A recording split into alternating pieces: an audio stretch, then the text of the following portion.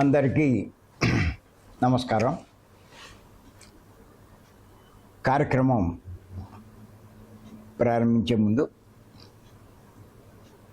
గురువు గారు బ్రహ్మర్షి పత్రి గారికి ఒకసారి మనం ధన్యవాదాలు చెప్పుకున్నాం. మనం ప్రస్తుతం శంకరాచార్యుల వారు బోధించినటువంటి ఆది శంకరాచార్యుల వారు బోధించినటువంటి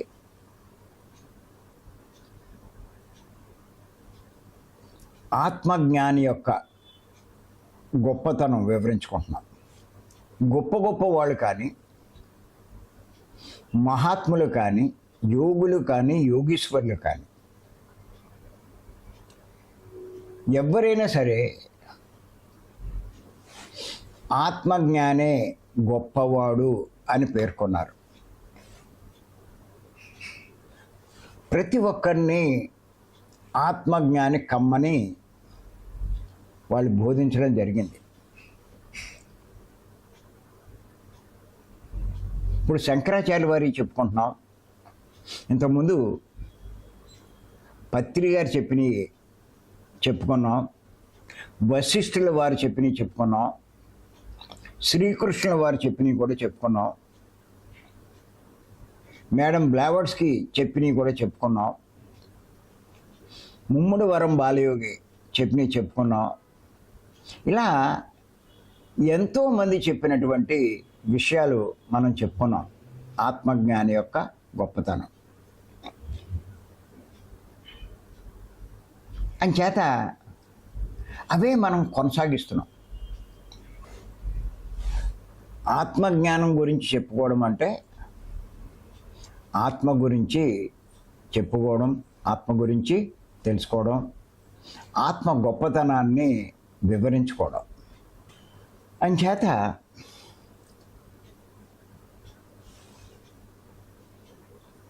ఆత్మజ్ఞాని యొక్క గొప్పతనం అనేక మంది యోగుల ద్వారా తెలుసుకుంటున్నాం.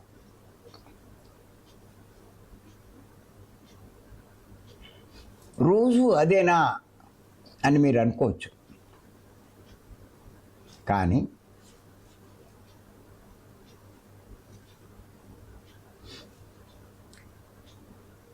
మీరు గమనించినట్లయితే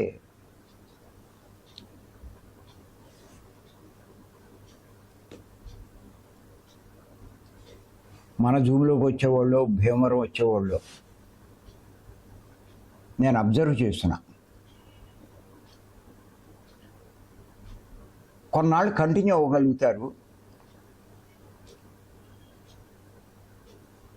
తర్వాత కొనసాగించలేకపోతారు.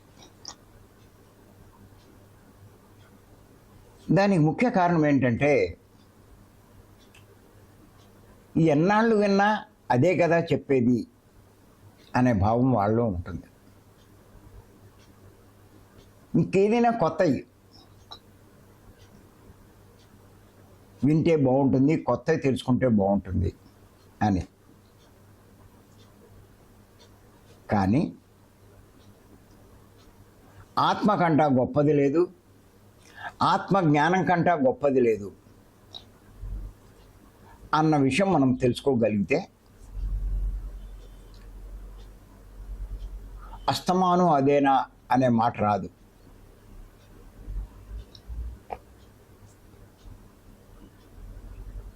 అసలు ఆత్మజ్ఞానం గురించి తెలుసుకోవాలన్నా, వినాలన్నా మన జూమ్లోకే రావాలి. ఎన్నో కోణాల్లోంచి, ఎన్నో రకాలుగా ఎన్నో విషయాలు బోధిస్తున్నాం మనం. ఇంతకన్నా ఇంకో గొప్ప మార్గం లేదు అని తెలుసుకున్న వాళ్ళు కూడా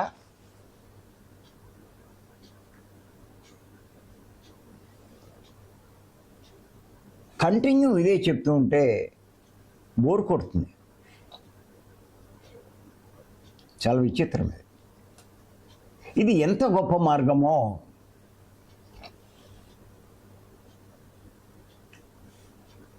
సామాన్య దృష్టిలో చూస్తే అర్థం కాదు.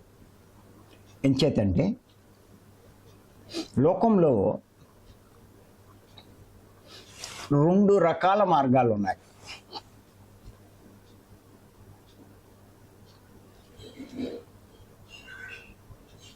ఒకటి కర్మ మార్గము,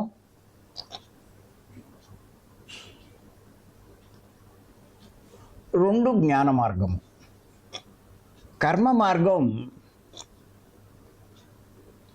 చీమ లాంటిది.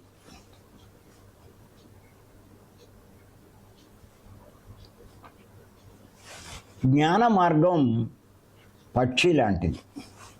ఈ కర్మ మార్గాన్ని ప్రాపంచిక మార్గం అంటారు.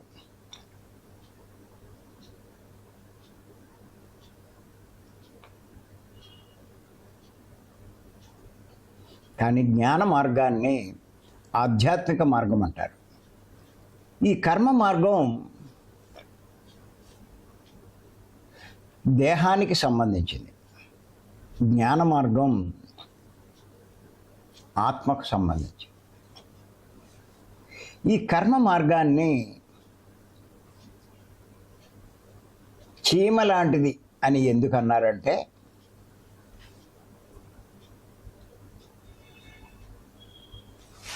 చీమ భూమి మీదే తిరగగలదు.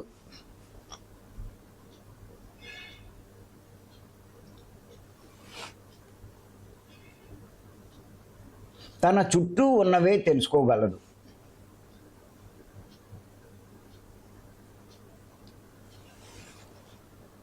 అంతకు మించి తెలుసుకోలేదు, అంతకు మించి గ్రహించలేదు. కర్మలు చేసేవారిని, కర్మలు చేసేవారు అనుసరించేది కర్మ మార్గం.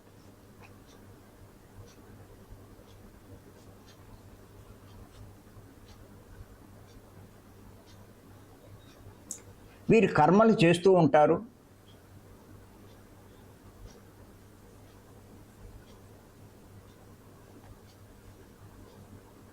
కర్మలు పెంచుకుంటూ ఉంటారు. ఆ కర్మలు పెరగడం వల్ల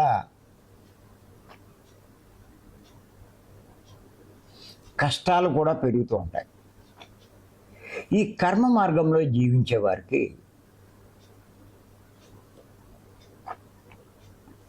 కొన్ని జన్మలు అయ్యేసరికి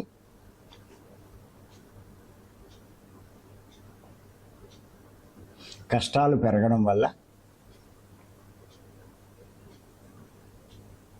అయోమయంలో పడిపోతారు.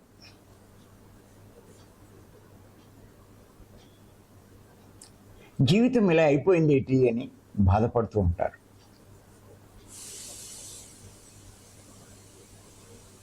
ఎలా బయటపడాలో తెలీదు.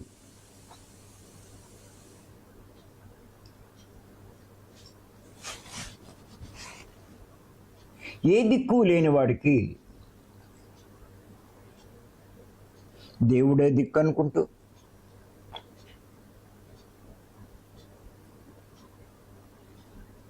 తమకు నచ్చిన దేవుళ్ళను ఆశ్రయిస్తూ ఉంటారు.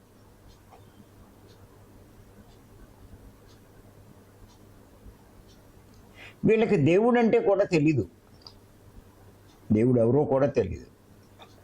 వీళ్ళు తమ చుట్టూ ఉన్న వాటినే తెలుసుకోగలుగుతారు.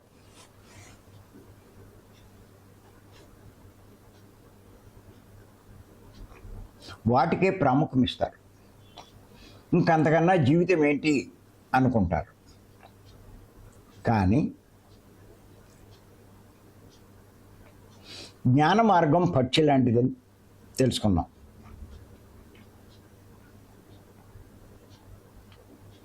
పక్షి భూమి మీదే కాదు,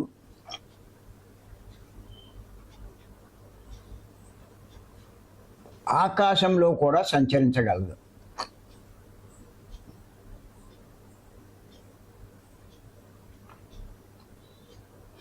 అంటే ఆకాశంలోనివి కూడా తెలుసుకోగలదు.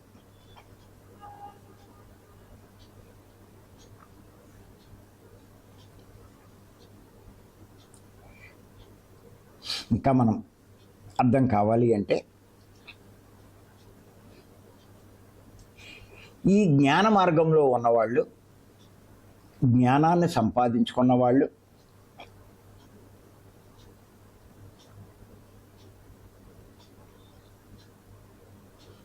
భూమి మీద ఉన్నవే కాకుండా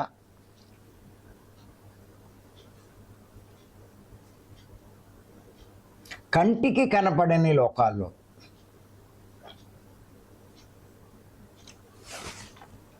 ఉన్న వాటిని కూడా తెలుసుకోగలరు.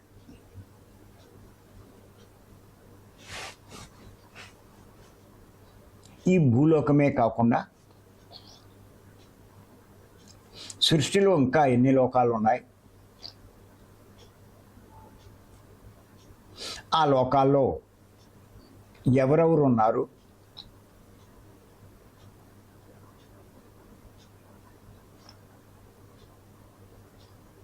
ఎన్ని రకాల లోకాలు ఉన్నాయి,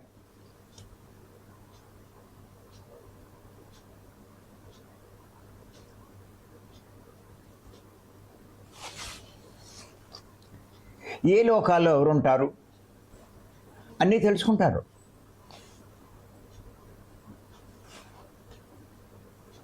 భూమి మీద జీవించే వాళ్ళు కొన్నాళ్లకు శరీరాన్ని వదిలేసి ఆత్మైన వాళ్ళు ఈ కనపడే లోకాలకు చేరుకుంటారు. అక్కడ ఇంకా ఎన్నో విషయాలు తెలుసుకుంటారు.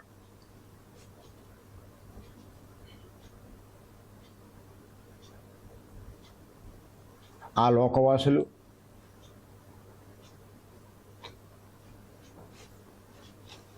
ఆ లోకాల్లో జరిగేవి,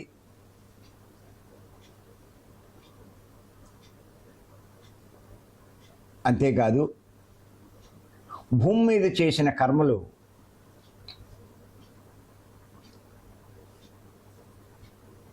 అక్కడ చూసుకోగలుగుతారు.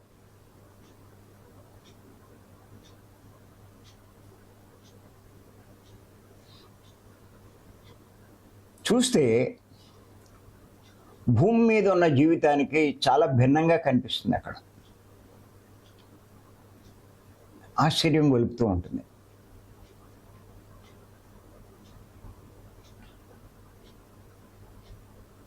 వాళ్ళకి అర్థమవుతుంది భూమి మీద ఉన్నదే జీవితం కాదు, ఈ జీవితం కూడా ఉంది అని.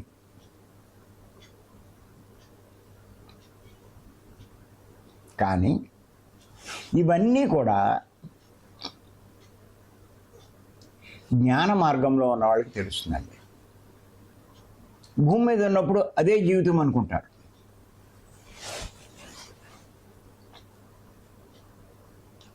చనిపోయిన తర్వాత తెలుస్తుంది, అమ్మో ఇంకా ఎంత జీవితం ఉంది, ఇంకా ఎన్ని తెలుసుకోవాలి అర్థమవుతుంది. కానీ ఈ జ్ఞాన మార్గాన్ని అనుసరించిన వారు భూమి మీద ఉండగానే అవన్నీ తెలుసుకుంటారు, ఆశ్చర్యపోతారు.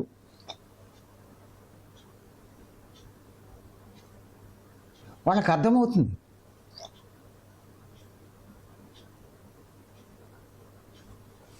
ఇవన్నీ ఉన్నాయని నేను అనుకోలేదు,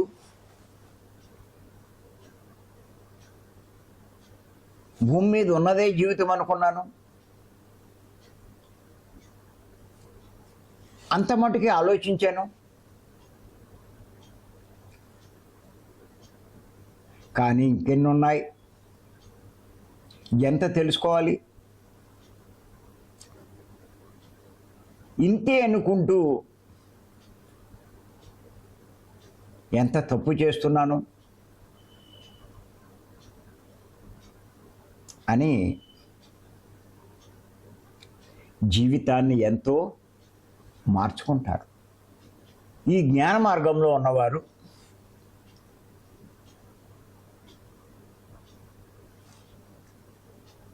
వారి జీవితం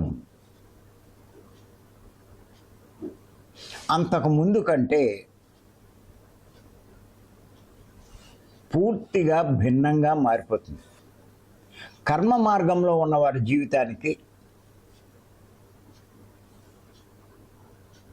ఈ జ్ఞాన మార్గంలో ఉన్న వారి జీవితానికి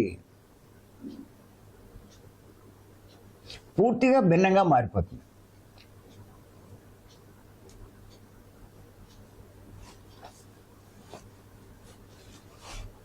మనం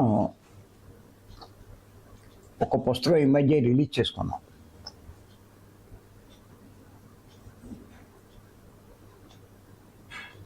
ఏంటంటే ఆ బుక్ మరణానంతర జీవితం గురించి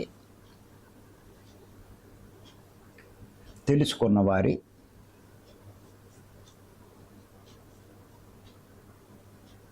ప్రవర్తన ఎలా ఉంటుంది, వాళ్ళు చేసే పనులు ఎలా ఉంటాయి అన్నదే ఆ పుస్తకం. ఇంచుమించు నేను ఒక 40-50 పాయింట్ల దాకా అందులో చెప్పడం జరిగింది.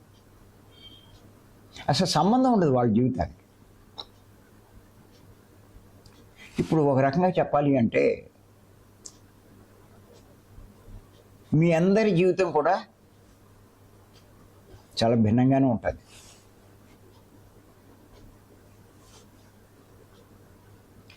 ఈ మార్గంలోకి రాని మీ కుటుంబం వారు అవుతే అవ్వచ్చు, మీ తల్లిదండ్రులు అవుతే అవ్వచ్చు, మీ బంధువులు అవ్వచ్చు, వారి జీవితాన్ని ప్రస్తుత మీ జీవితాన్ని మీరు చూసుకుంటే ఆశ్చర్యం కలుగుతూ ఉంటుంది. మా విషయంలోనూ అదే జరిగింది. వాళ్ళకి ఇవన్నీ తెలియవు.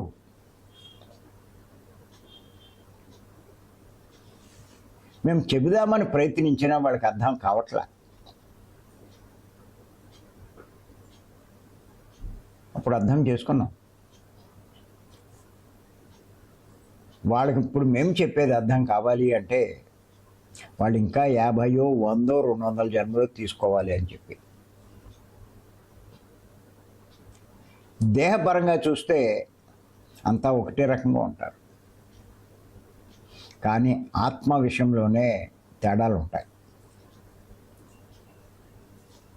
ఎన్నో జన్మలు తీసుకుని ఇవన్నీ నేర్చుకుని ఉన్నవాళ్ళమే మనమంతా.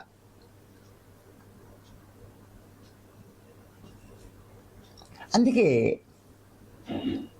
వాళ్ళ జీవితానికి మన జీవితానికి పూర్తిగా భిన్నంగా ఉంటుంది. ఇంకేతంటే జ్ఞానం అనంతం. ఎంత నేర్చుకున్నా ఇంకా నేర్చుకోవాల్సి ఉంటుంది ఈ జ్ఞాన మార్గంలో.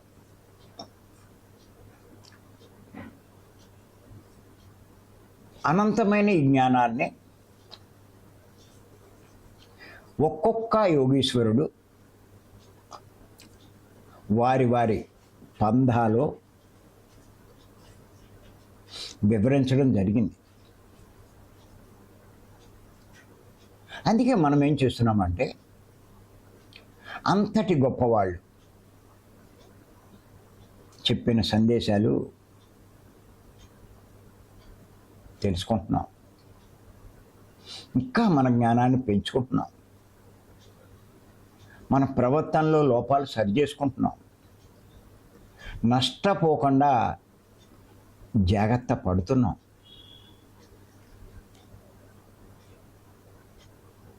ఎంచేతంటే మీరు ఇంకొక 100 జన్మలు తీసుకున్నా ఈ మార్పులు ఖచ్చితంగా మీలో వచ్చి తీరవలసిందే. అంచేత మీరున్నది జ్ఞాన మార్గంలో. అస్తమానం జ్ఞానం గురించే అనుకుంటూ బోరు కొడుతుంది అనుకుంటే ఎవరు ఏం చేయలేరు.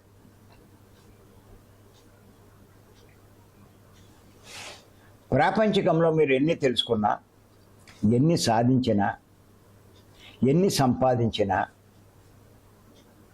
అన్నీ వృధాయే. ఎయ్యో సాధించినట్టుగా ఉంటుంది, కానీ ఏదీ ఉండదు. నా అనుకునే వాళ్ళు ఎవ్వరూ ఉండరు. నాది అనుకునేది ఏదీ ఉండదు. ఏదీ ఉండని దానికి అంత ప్రాముఖ్యం ఎందుకు? ఉండేదానికి ప్రాముఖ్యం ఇవ్వాలి. వాళ్ళు అదృష్టవంతులు, వాళ్ళు గొప్పవాళ్ళు. ఇప్పుడు మనం చేసే పని, మీరు శరీరం వదిలేక పై లోకాలకు వెళ్ళినప్పుడు మీకు బాగా అర్థమవుతుంది. మీరు ఎంత గొప్ప లోకాలకి చేరుకుంటారో, అక్కడ ఇంకా ఎన్ని గొప్ప విషయాలు తెలుసుకుంటారో, ఇక్కడ ఈ జ్ఞానం సంపాదించుకోవడం వల్ల అక్కడ ఎంత గొప్ప స్థితి పొందుతారో అవన్నీ మీకు అర్థమవుతాయి. ఇక్కడ ఈ జన్మ ఎంత గొప్పదైనా మరు జన్మ మళ్ళా సామాన్యమైన జన్మ తీసుకోవాల్సి వస్తుంది. అనుభవాల కోసం, పాఠాలు నేర్చుకోవడం కోసం. అంచేత ఇప్పుడున్న జీవితం శాశ్వతం కాదు. అంచేత జ్ఞాన మార్గంలో ఇహం గురించి, పరం గురించి ఎన్నో తెలుసుకుంటాం, నేర్చుకుంటాం. కర్మ మార్గం అంటే కర్మలు చేస్తూ ఉన్న మార్గం అంతే. కొద్దిగానే తెలుసుకోగలుగుతాం.